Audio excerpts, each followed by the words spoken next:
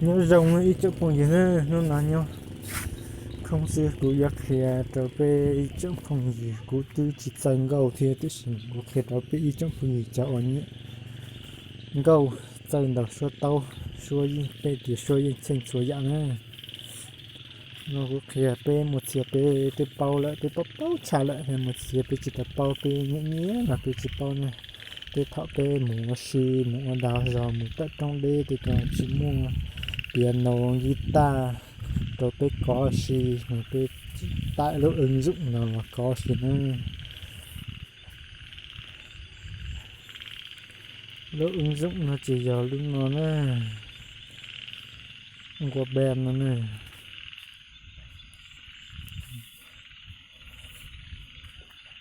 vấn đề bây giờ tại lúc ứng dụng là tên ta xếp lại nè những ứng dụng nó cũng chỉ tạo tiêu dùng thật tán này chẳng chờ là suýt họ to này cái một tạo cái là bây sau thì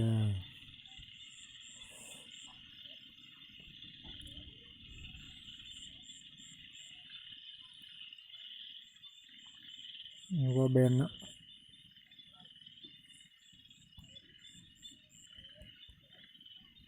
chỉ cho cái là xe này qua bên này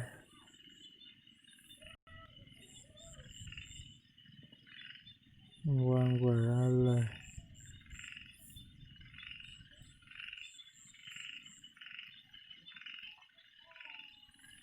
để ca bên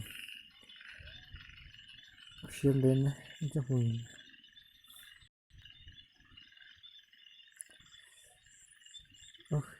chỉ sợ nhưng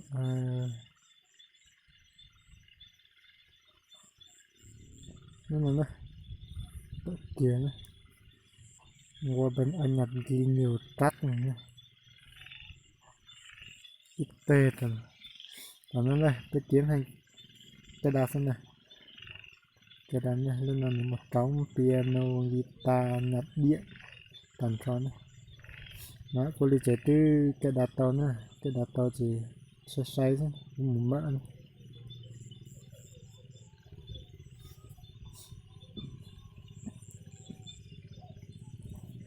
lúc nào rồi khi tập cái chỗ chơi guitar chơi piano nữa cũng nhiều chữ chơi con câu thì chơi thằng đầu thì chơi cái gì nhẹ có gì nhẹ cơ bây giờ cũng nhẹ có cơ đúng không nhưng mà nó đó dạ được cái con này nước thị y là chỉ là piano tê trong nó này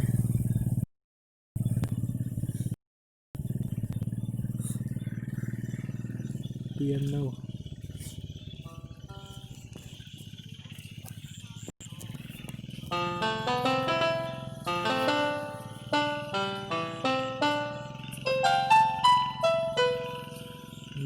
đó tao giờ tới vụ gì anh chàng nhạc cái lulu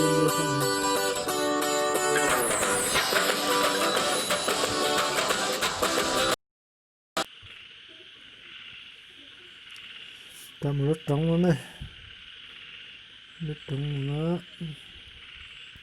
là tiền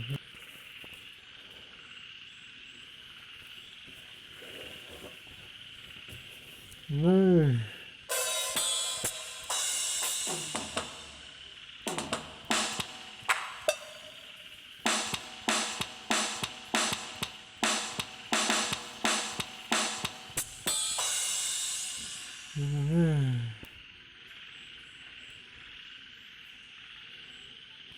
mình đó vậy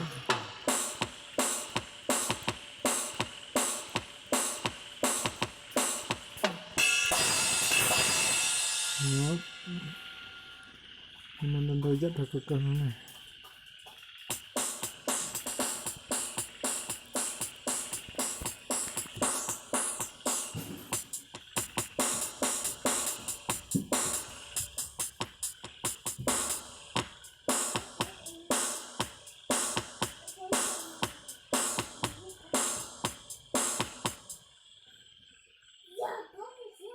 người con ghi ẩn chỉ có một cái lỗ sọng ghi ẩn tiếng này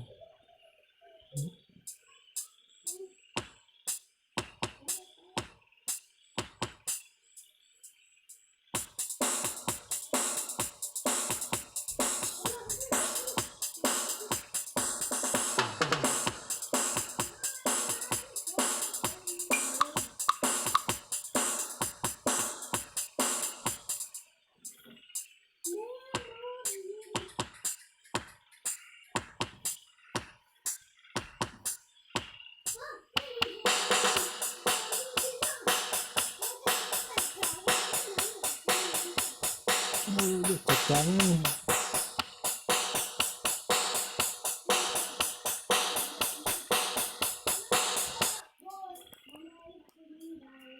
Nhưng mà lúc trống rồi. Piano, guitar, trống điện mà. Đây guitar này.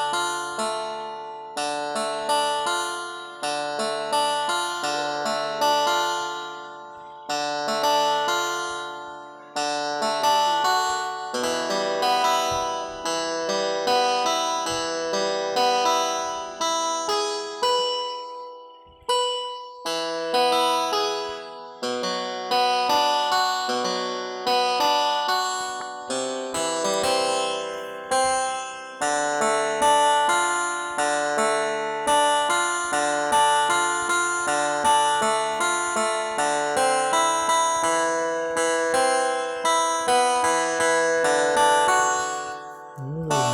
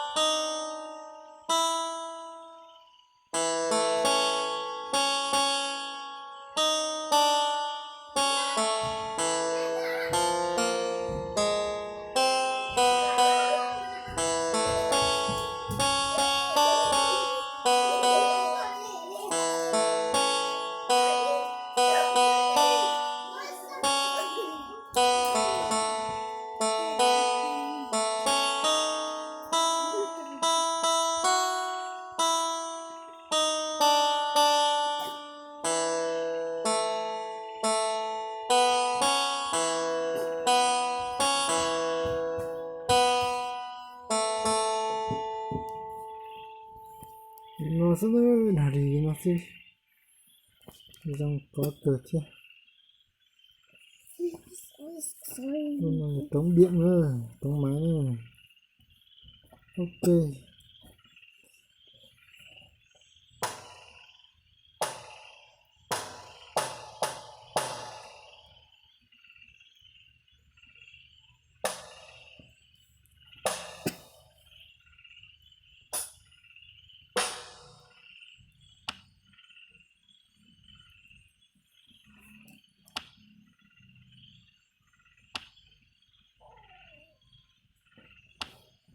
Giấc rồi à?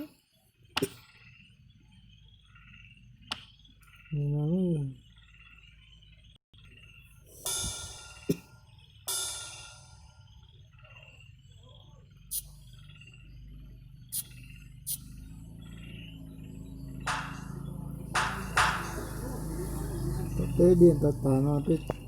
cho cái này chạy đúng không này.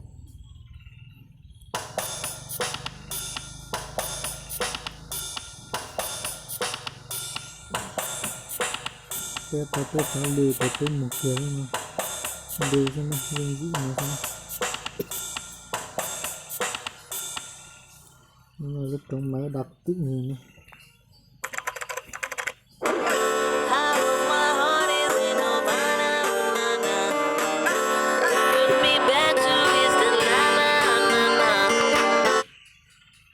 Chắc là đâu gì tắt điện nữa.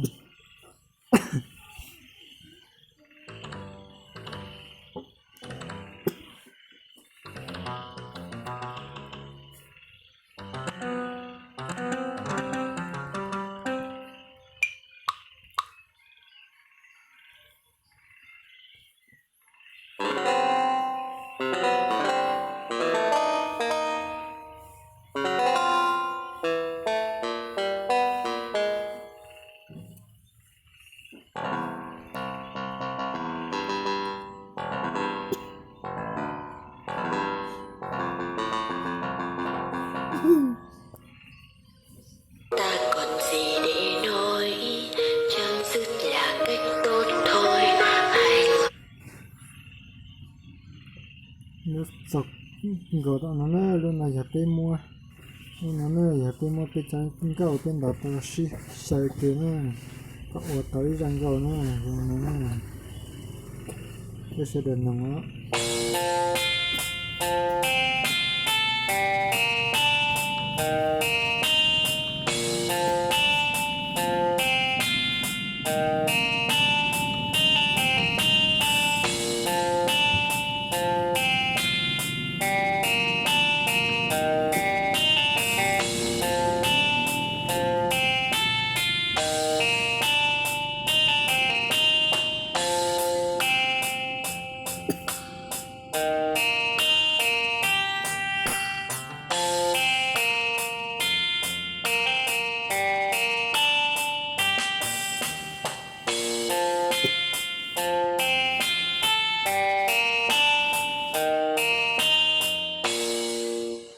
xong nó luôn nóng một tao